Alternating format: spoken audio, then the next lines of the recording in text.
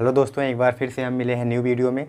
आज दोस्तों हमारा हिस्ट्री में एंशिएंट हिस्ट्री का पार्ट 2 रहेगा। हम लोग एंशिएंट हिस्ट्री स्टार्ट किए थे, जिसमें हमने पहले पार्ट में पढ़ा था प्राचीन भारत के इतिहास को जानने के स्रोत, जिसमें हम देखे थे धार्मिक स्रोत हम देख रहे थे, जिसमें हमारा धार्मिक स्रोत चल रहा था। दोस्तों हमने धार्मिक स्रोत में वेद, वेदांग, ब्राह्मण ग्रंथ, पुराण क्या होते हैं, उपनिषद क्या होते हैं, स्मृतियाँ क्या होती हैं, चीज़ों के बारे में हमने देखा था। तो दोस्तों आज हमारा अगला हमारा 7वां होगा, वो आज का हमारा है महाकाव्य। प्राचीन भारत के इतिहास में हम लोग धर्म ग्रंथ पढ़ रहे थे, उसमें आज हम लोगों का जो अगला है वो है हमारा महाकाव्य। महाकाव्य में दोस्तों हमारे दो महाकाव्य हैं। एक है महाभारत। महाभारत दोस्तों हम जानते हैं कौरव और पांडवों के बीच में जो लड़ाई हुई थी, उसी चीज़ के बारे में वर्णन हुआ है। दोस्तों महाभारत का जो पुराना नाम था, इसका नाम था जय संहिता। इसका पुराना नाम है। पूछा जाता है कि महाभारत का पुराना नाम क्या है, तो जय संहिता है। इसकी खासियत क्या है दोस्तों महाभारत की, कि ये विश्व का सबसे बड़ा महाकाव्य है। महाभारत विश्व का सबसे बड़ा महाकाव्य है। उसके बाद दोस्तों अगला हमारा जो है वो है रामायण। रामायण अगला हमारा जो दूसरा भारत का सबसे बड़ा महाकाव्य है, जिसमें हम श्री राम जी के बारे में, अयोध्या के श्री राम जी के बारे में जिक्र किया गया है, उनके बारे में पूरा वर्णन किया गया है रामायण में। रामायण क्या है दोस्तों, भारत का दूसरा सबसे बड़ा महाकाव्य है, जिसमें प्रारंभ में 6000 श्लोक थे, फिर 12000 श्लोक हुए और अब वर्तमान समय में 24000 श्लोक हैं। पूछा जाता है कि वर्तमान समय में महाभारत में कितने श्लोक हैं, वर्तमान समय में रामायण में कितने श्लोक हैं, तो वो हमारे कितने हैं, 24000 श्लोक हैं। और पूछा जाता है कि शुरू में रामायण में कितने श्लोक थे, तो कितने थे, 6000 श्लोक थे। उसके बाद दोस्तों अगला हमारा आएगा बौद्ध साहित्य, या बौद्ध साहित्य के बारे में अगला हम जानेंगे। तो बौद्ध साहित्य क्या होता है दोस्तों, जातक कथा क्या होता है दोस्तों, बुद्ध के जन्म के पूर्व जो महात्मा बुद्ध थे, गौतम बुद्ध के जन्म के पहले की कथाएँ, महात्मा बुद्ध के जन्म के पहले की कथाओं के संग्रह को जातक कथा कहा जाता है। उसके बाद हमारा दूसरा है त्रिपिटक। त्रिपिटक क्या है दोस्तों, इसकी भाषा पाली है। त्रिपिटक में 3 पिटक आते हैं, जिसमें विनय पिटक, सूत्र पिटक और अभिधम्म पिटक आते हैं। उसके बाद दोस्तों अगला हमारा है कथा वस्तु। ये सब हम बौद्ध साहित्य के अंदर देख रहे हैं। कथा वस्तु क्या है दोस्तों, इसमें बुद्ध के जन्म की रूपरेखा है, बुद्ध के चरित्र के बारे में बताया गया है, और यह हीनयान की प्रमुख ग्रंथ है। क्या है, हीनयान की प्रमुख ग्रंथ है। उसके बाद दोस्तों अगला हम जैन साहित्य देखेंगे। जैन साहित्य में दोस्तों हमें क्या मिलेगा कि जैन साहित्य को आगम कहा जाता है। और दूसरा देखेंगे भगवती सूत्र।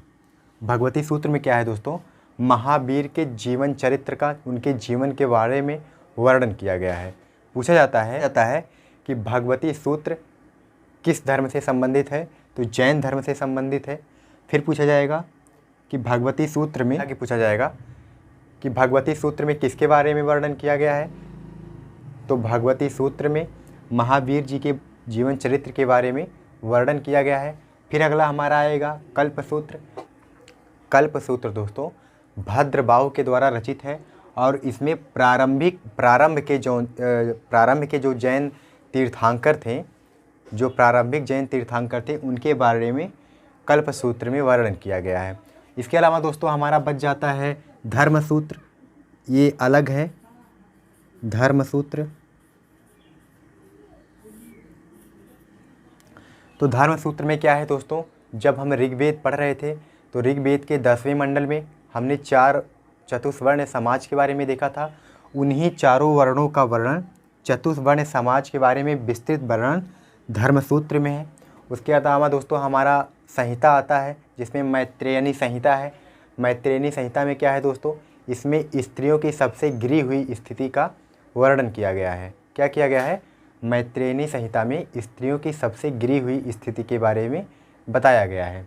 और उसके अलावा दोस्तों मैत्रेयनी संहिता में बताया गया है पुरुष के जो 3 दोष बताए गए हैं, जुआ, शराब और स्त्री, ये पुरुष के 3 दोष बताए गए हैं मैत्रेयी संहिता में। इसके बाद दोस्तों फिर अगला हम देखेंगे धर्म ग्रंथ हमारा ख़त्म होता है। अब आएगा हमारा अगला जो था प्राचीन इतिहास को जानने के स्रोत में साहित्यिक ग्रंथ था। तो हम साहित्यिक ग्रंथ में देखेंगे दोस्तों क्या क्या आते हैं और साहित्यिक ग्रंथ क्या होता है हुआ। अब आगे हम देखेंगे साहित्यिक ग्रंथ के बारे में या साहित्यिक ग्रंथ के बारे में। तो साहित्यिक ग्रंथ में क्या आएगा दोस्तों, साहित्यिक ग्रंथ क्या है, सबसे पहले हम जान लेते हैं कि साहित्यिक ग्रंथ है क्या। तो दोस्तों वे ग्रंथ जिससे हमें समाज, राजनीति और अर्थव्यवस्था के बारे में जानकारी मिलती है।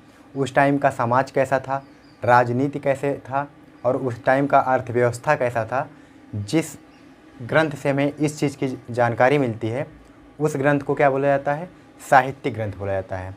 जैसे इसमें पहला इसमें हमारा आएगा अर्थशास्त्र। पहला आएगा अर्थशास्त्र। अर्थशास्त्र क्या है दोस्तों, और अर्थशास्त्र अर्थव्यवस्था के बारे में जानकारी देता है, समाज के बारे में जानकारी देता है और राजनैतिक प्रणाली के बारे में भी जानकारी देता है। अर्थशास्त्र को लिखने वाले दोस्तों कौन थे, चाणक्य ने लिखा था। चाणक्य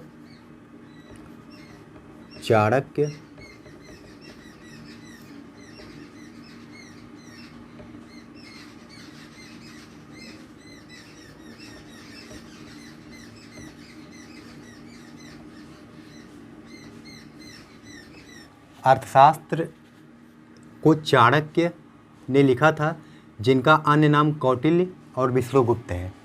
क्या है, अर्थशास्त्र को किसने लिखा था, चाणक्य ने लिखा था। इससे क्या पता चलता है दोस्तों, इससे हमें मौर्य वंश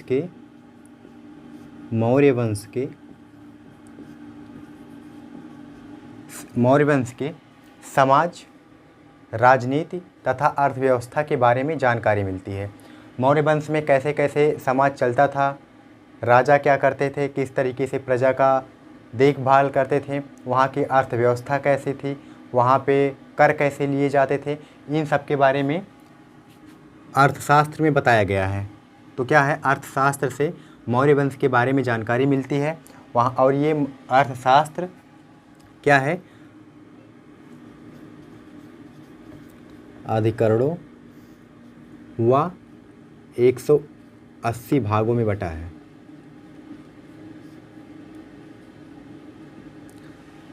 क्या है, अर्थशास्त्र में 15 अधिकरण हैं और 180 क्या हैं, भाग हैं। तो अर्थशास्त्र से हमें क्या पता चलता है, मौर्य वंश के राजनैतिक प्रणाली, समाज और अर्थव्यवस्था के बारे में हमें जानकारी मिलती है। अगला हमारा क्या होगा, अर्थशास्त्र के बाद अगला हमारा आएगा राजतरंगिणी।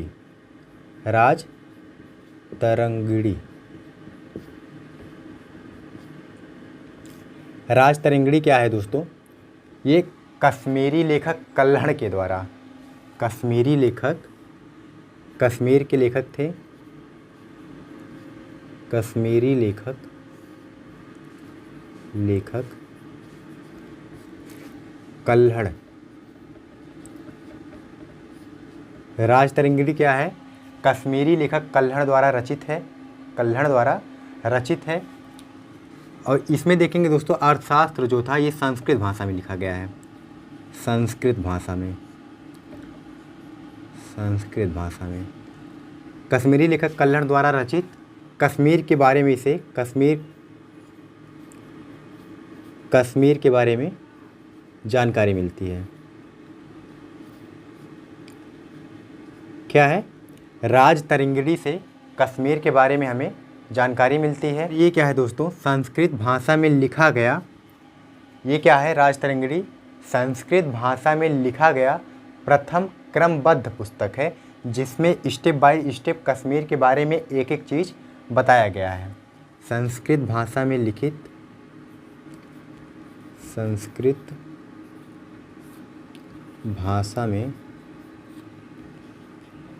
लिखा गया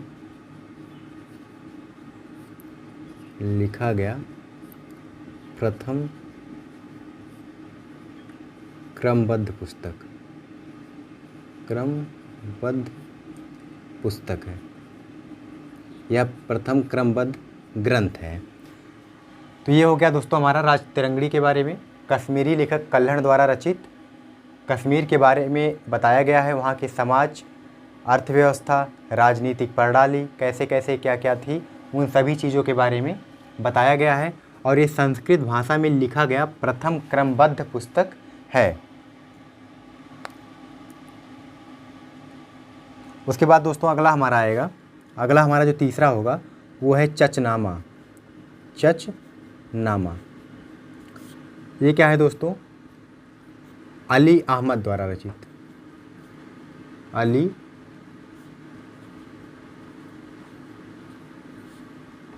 अहमद द्वारा रचित, ये अली अहमद द्वारा रचित ग्रंथ है, अली अहमद द्वारा रचित ग्रंथ या पुस्तक है, जिससे हमें अरबों के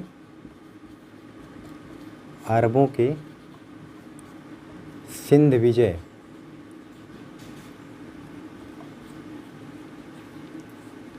विजय के बारे में जानकारी प्राप्त होती है,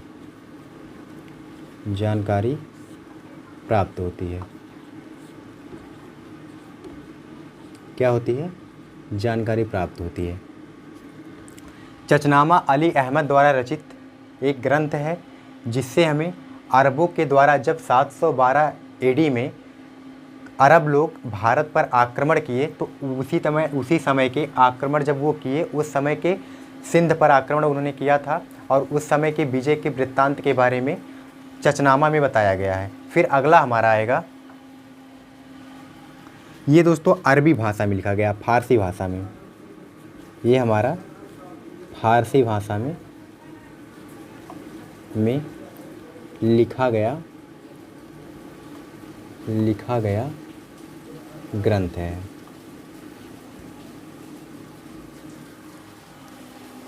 चौथा हमारा होगा अष्टाध्यायी।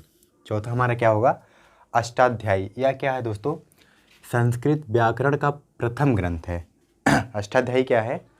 संस्कृत व्याकरण का प्रथम ग्रंथ है, जो पाणिनि द्वारा रचित है। संस्कृत व्याकरण का प्रथम ग्रंथ है और पाणिनि द्वारा रचित है। इससे क्या पता चलता है दोस्तों? मौर्य के पूर्व जो राजवंश थे, हमें क्या पता चलता है? मौर्य के पहले जो राजवंश थे, मौर्य के पूर्व के राजवंशों के बारे में और मौर्य वंश के बारे में हमें जानकारी मिलती है। उसके बाद दोस्तों अगला हमारा क्या है? अगला है हमारा गार्गी संहिता। अगला है हमारा गार्गी संहिता। गार्गी संहिता क्या है? ये कात्यायन द्वारा रचित ग्रंथ है। कात्यायन द्वारा रचित ग्रंथ है। इसमें दोस्तों जानकारी जो हमें मिलती है, सबसे पहले ज्योतिष के बारे में हमें जानकारी गार्गी संहिता से ही मिलती है। उसके बाद देखेंगे तथा भारत पर होने वाली यवन या ग्रीक के आक्रमण के बारे में हमें जानकारी मिलती है। किससे मिलती है? गार्गी संहिता से। क्वेश्चन पूछा जाता है ज्योतिष के बारे में बताने वाला पहला ऐतिहासिक ग्रंथ कौन है, या पहला ग्रंथ कौन है? तो कौन सा है? गार्गी संहिता। गार्गी संहिता किसके द्वारा रचित है? कात्यायन के द्वारा रचित है। उसके बाद दोस्तों अगला हम देखेंगे महाभाष्य। अगला हम देखेंगे महाभाष्य। महाभाष्य दोस्तों पतंजलि द्वारा रचित ग्रंथ है।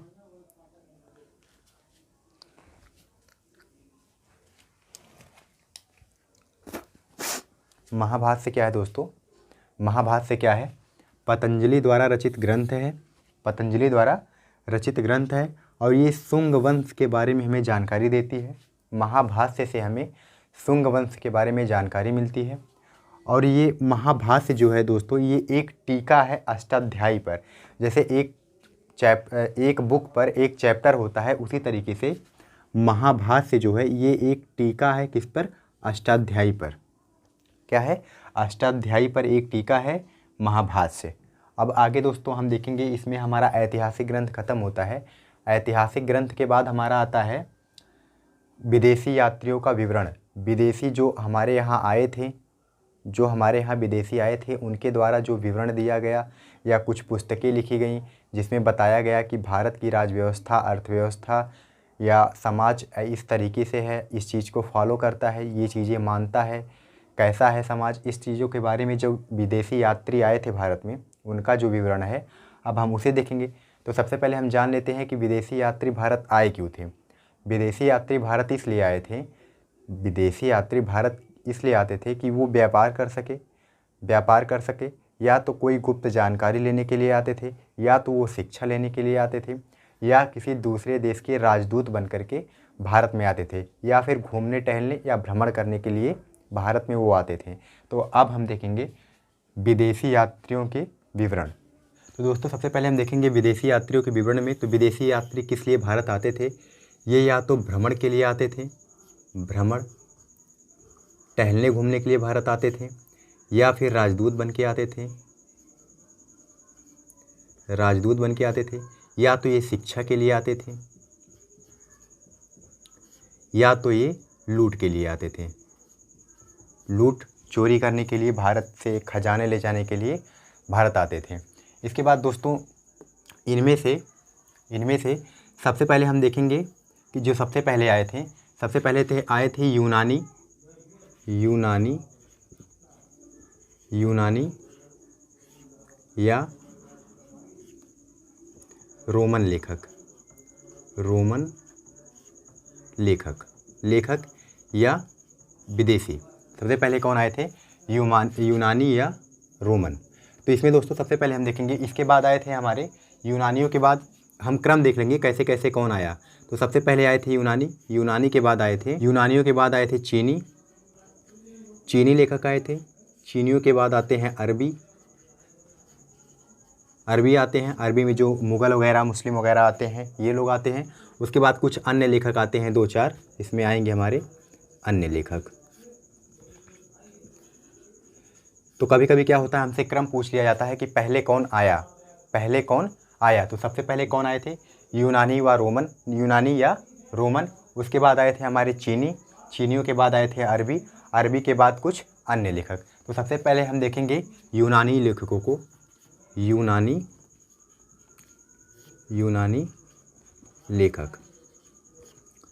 यूनानी लेखकों में दोस्तों हम देखेंगे कि हमारे यहाँ 4-5 लेखक ऐसे आए थे यूनानी लेखक। इसमें हम देखेंगे सबसे पहले आएगा टेसियस। उसके बाद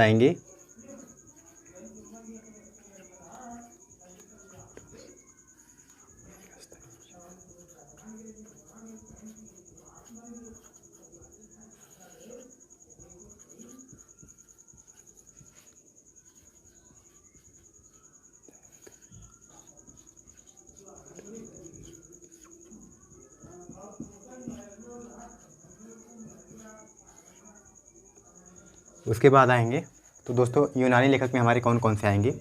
प्रमुख हो जाएंगे टेसियस, हेरोडोटस, मेगास्थनीज, डाइमेकस, टालमी और पिल्नी।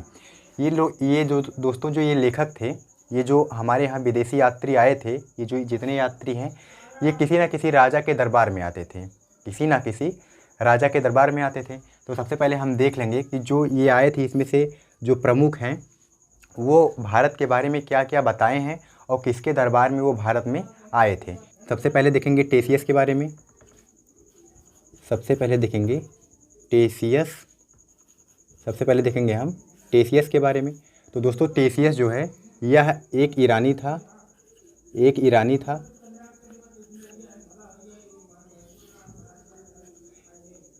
ईरान का क्या था? ये एक ईरानी था और ईरान का क्या था? राजवैद्य था। ईरान का राजवैद्य था, एक डॉक्टर था उस टाइम का। उसके बाद दोस्तों इसमें ज़्यादा कुछ इम्पॉर्टेंट नहीं है। भारत के संबंध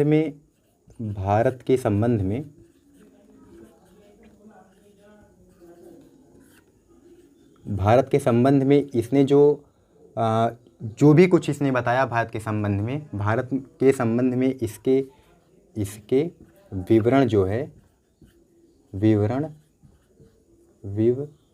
इसके विवरण जो है वो अविश्वसनीय है।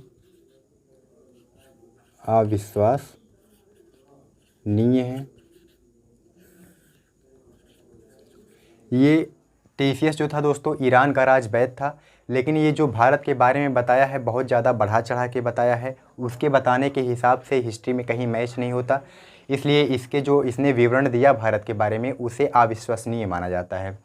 तो टेसियस के लिए सबसे ज़्यादा इम्पॉर्टेंट यही है कि इतना हम ध्यान रखें कि ये ईरान का था और ईरान का एक राजवैद्य था और सबसे पहला विदेशी यात्री था जो भारत में आया था। इसके बाद दोस्तों अगला हम देखेंगे हेरोडोटस को। तो दोस्तों हेरोडोटस के बारे में हम देख लेंगे। हेरोडोटस से हमें क्या क्या पता चलता है। हेरोडोटस ने क्या किया, इन्होंने भारत के संबंध में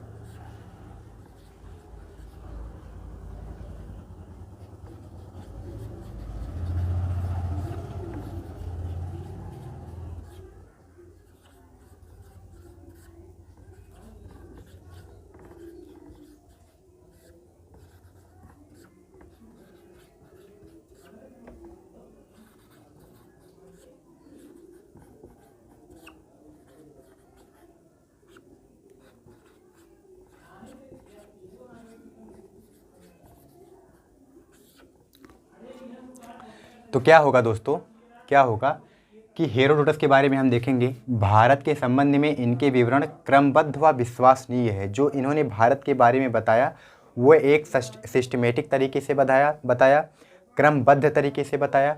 इसलिए इनको क्या कहा जाता है, भारतीय इतिहास का पिता कहा जाता है। क्या कहा जाता है, भारतीय इतिहास का पिता कहा जाता है। किसे, हेरोडोटस को। हम स्टार्ट में ही जब हमने हिस्ट्री स्टार्ट किया था तभी हम देखे थे कि इतिहास के पिता का नाम तभी हम देख लिए थे। उसके बाद दोस्तों इनकी एक पुस्तक है जिसका नाम है हिस्टोरिका। इनकी एक पुस्तक है जिसका नाम है हिस्टोरिका नाम के पुस्तक में इन्होंने भारत के बारे में व्याख्यान किया है और भारत के बारे में सटीक जानकारी दी है, जिसके कारण इन्हें इतिहास का पिता कहा जाता है। मेगास्थनीज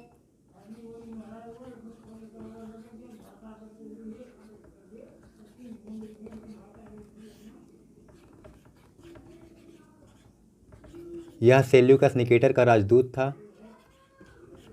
क्या था, सेल्यूकस निकेटर का राजदूत था। बारे में दोस्तों हम क्या देखेंगे कि ये सेल्यूकस निकेटर का राजदूत था। सेल्यूकस निकेटर का राजदूत था जो चंद्रगुप्त मौर्य के दरबार में भारत आया था। चंद्रगुप्त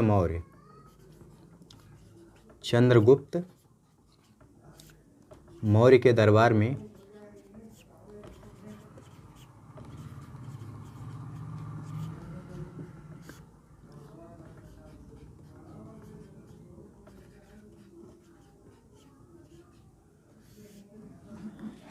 तो दोस्तों मेगास्थनीज के बारे में देखेंगे हम लोग। ये सेल्यूकस निकेटर का राजदूत था।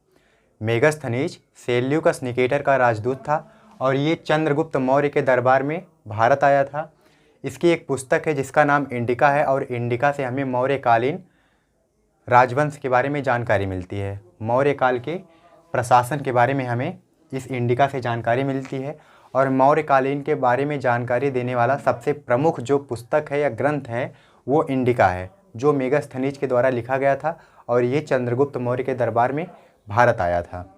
उसके बाद दोस्तों अगला हम देखेंगे, अगला हमारा है डायमेकस।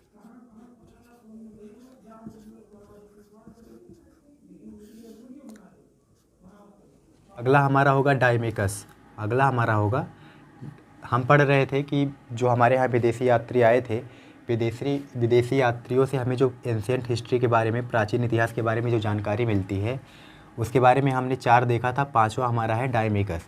तो दोस्तों डायमेकस जो था वो सीरियन नरेश अंतियोकस का राजदूत है नहीं था, ये क्या है, राजदूत था। ये सीरियन नरेश अंतियोकस का राजदूत था जो बिंदुसार के दरबार में भारत आया था। बिंदुसार से हमें पता है कि ये मौर्य वंश से संबंधित था, तो ये बिंदुसार के दरबार में भारत आया था। उसके बाद अगला हम देखेंगे डायोनीसियस। तो यह मिस्र नरेश टालमी फिडेल्फस का राजदूत था जो अशोक के दरबार में भारत आया था।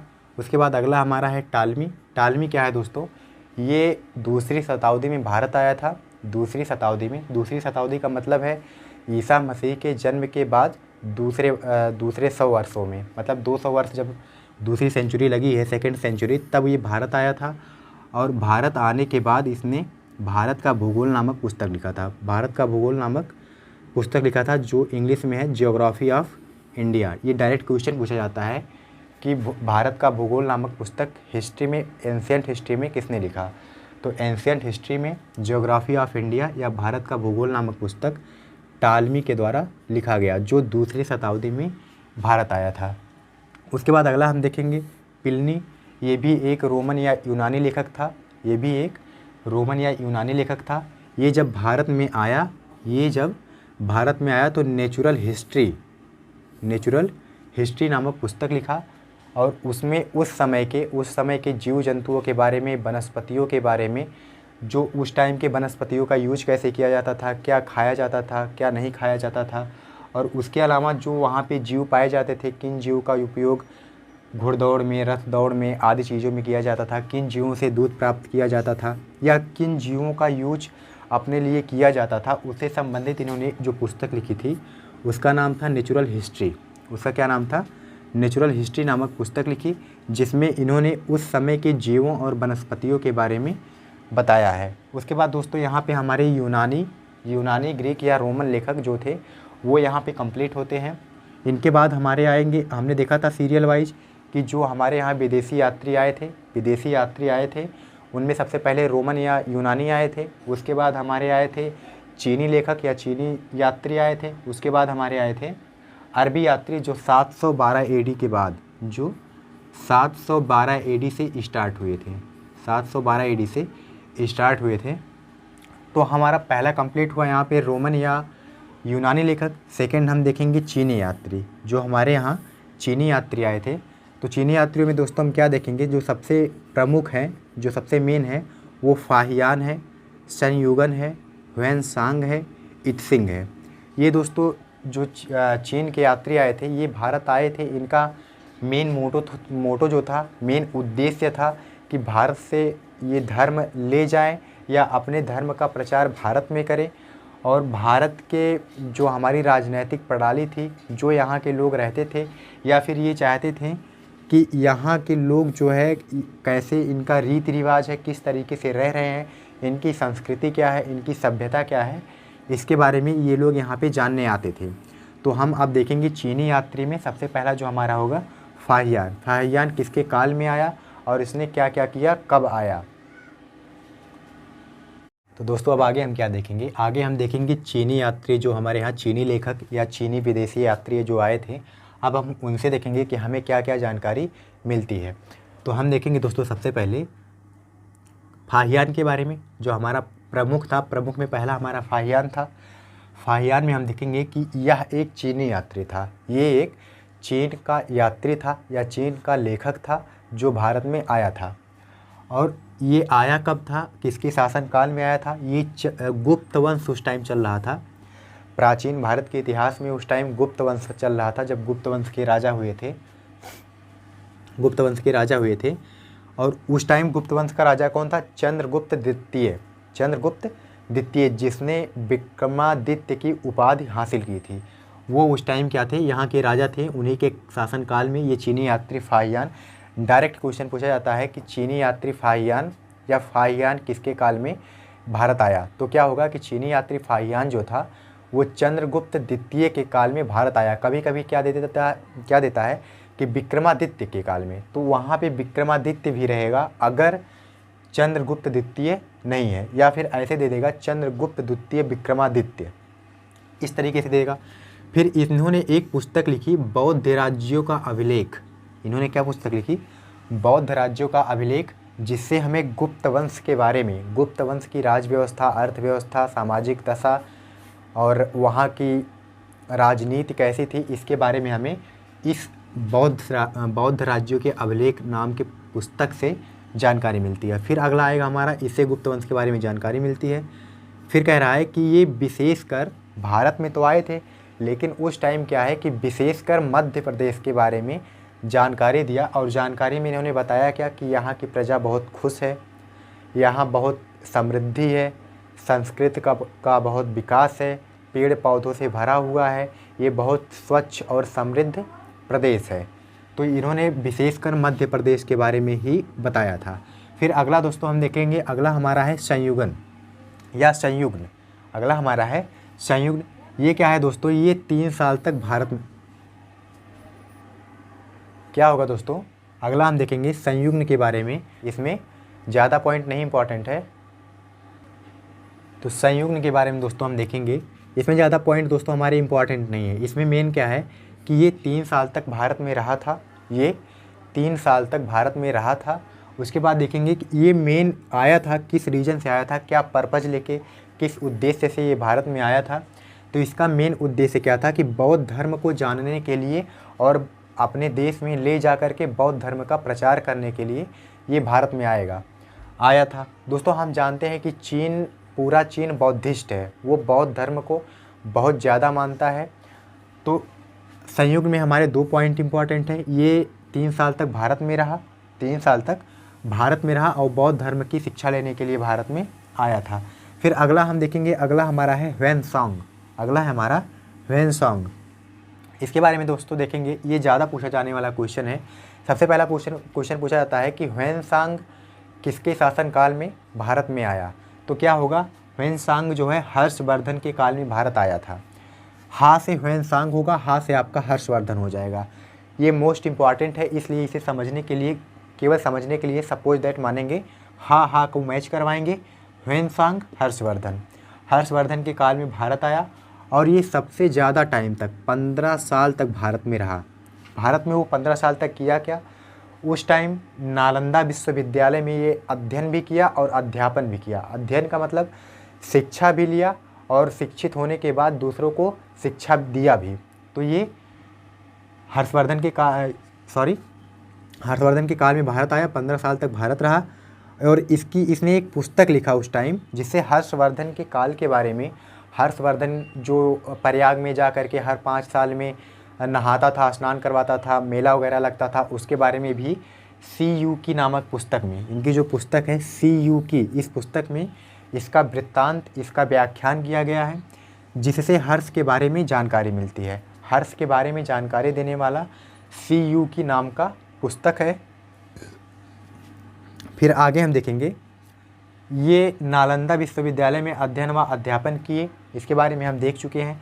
दोस्तों इसमें मोस्ट इम्पॉर्टेंट पूछा जाता है, ऐसे क्वेश्चन पूछा जाता है डायरेक्ट, कि जब ह्वेनसांग भारत में आया था या जब हर्षवर्धन भारत के राजा बने थे, तो उस टाइम नालंदा विश्वविद्यालय के कुलपति कौन थे।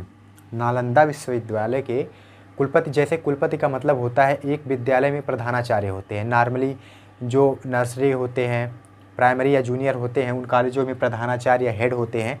उसी तरीके से उस टाइम कुलपति होते थे। उस टाइम क्या होते थे, कुलपति होते थे।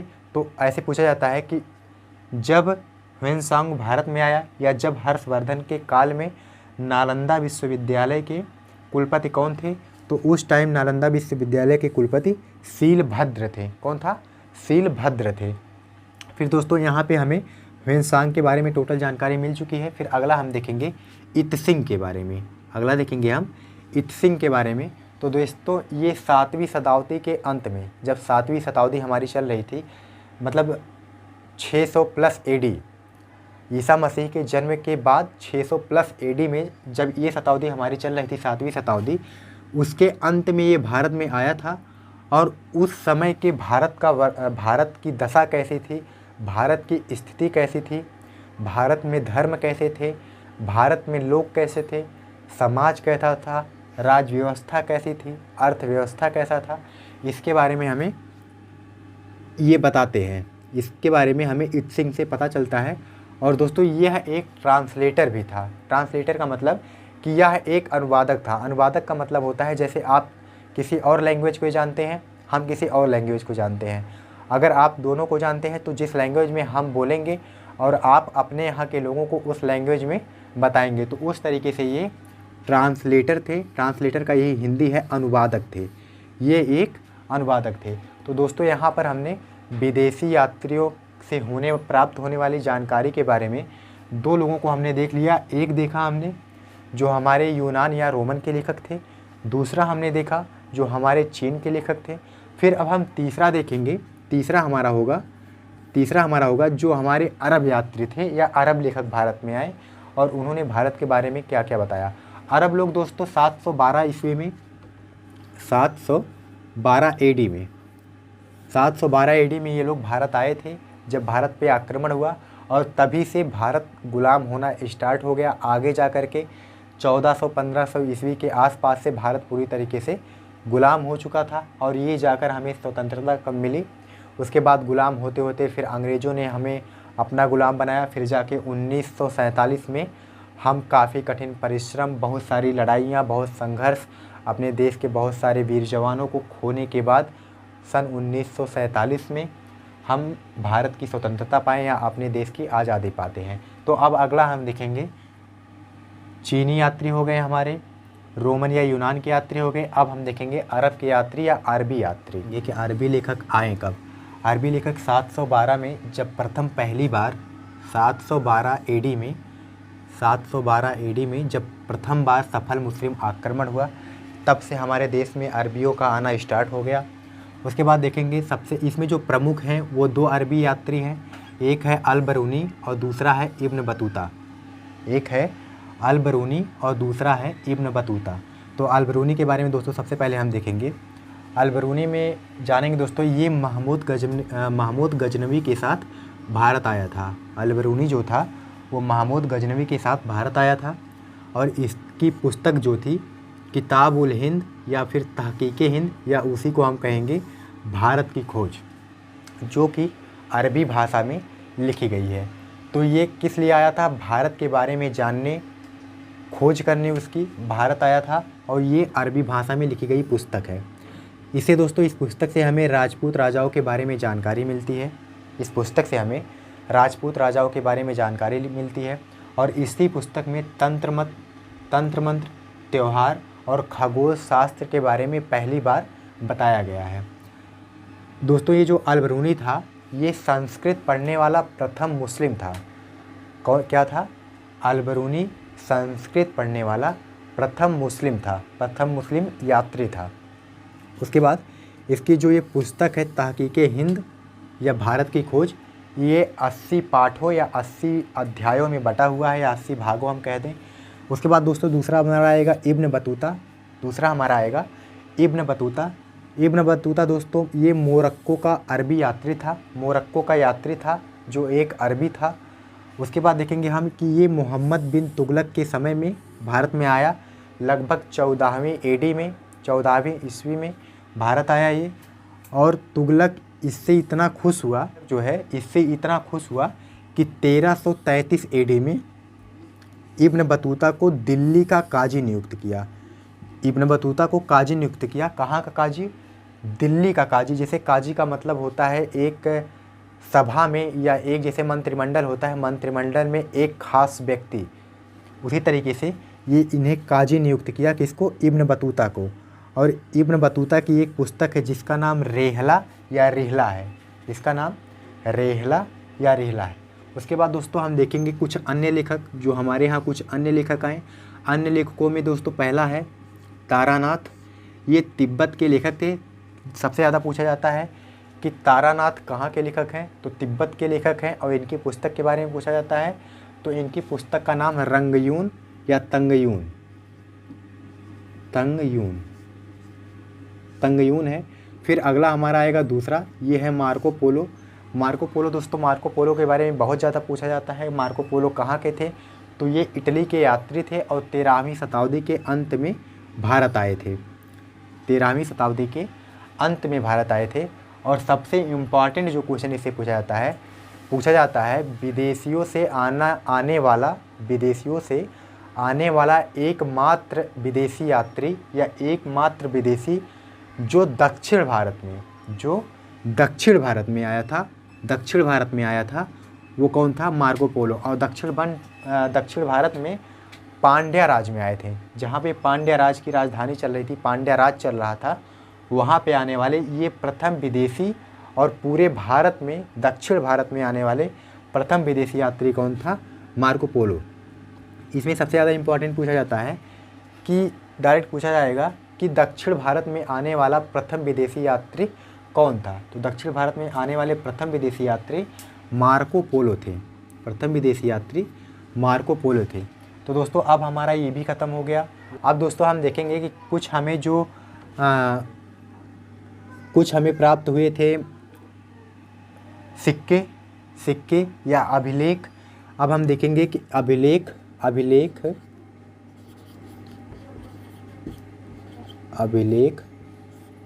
व सिक्कों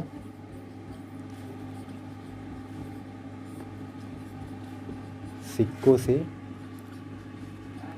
प्राप्त होने वाली प्राचीन भारत की जानकारी। तो हम देखेंगे हमें अभिलेखों से और सिक्कों से प्राचीन के बारे में क्या क्या पता चलता है। प्रमुख अभिलेख हैं, अभिलेखों से जो हमें जानकारी मिलती है, अब हम उसके बारे में देखेंगे।